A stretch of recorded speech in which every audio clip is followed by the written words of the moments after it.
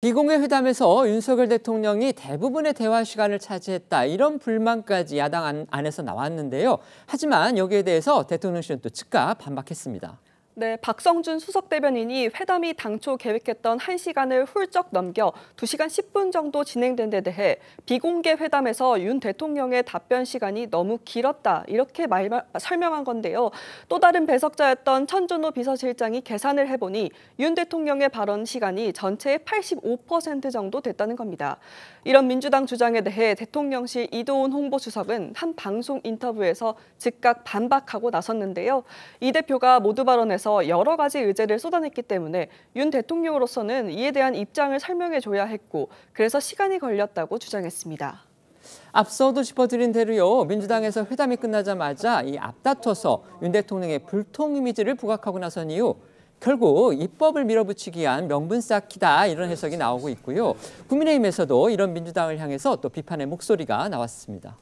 네, 이재명 대표는 어제 회담에서 최상병 특검법과 이태원 특별법 등 여야 간 이견차가 큰 현안들을 쏟아냈고요.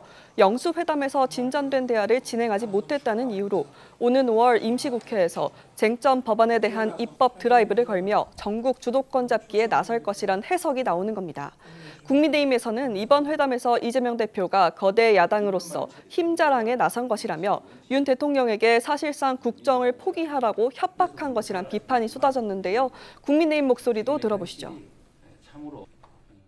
답답하고 아쉬웠다라는 것은 이재명 대표의 정치적 수사, 레토릭의 하나라고 봅니다. 그러니까 윤석열 대통령과 대화를 해도 별로 그렇게 통하지가 않더라. 불통의 이미지를 약간 더 씌우려고 했던 건 아닌가. 아마 민주당이 그 자신들이 갖고 있는 입법 권력을 굉장히 적극적으로 행사하려고 할 텐데. 대통령하고 저희 여당이 야당과 존중하고 대화하려고 만든 자리인데 야당 대표는 뭔가 싸우려고 오신 것 같은 느낌을 좀 들었고 사실상 국정을 포기하라고 협박하신 것 같아가지고 그 부분은 좀 야당 대표로서 여당을 존중하고 대통령을 존중할 필요가 있지 않나. 그래서 이 지금 정부는 윤석열 정부라는 것을 야당 대표도 좀 인지해 주셨으면 좋겠다 이런 말씀 좀 드리고 싶어요.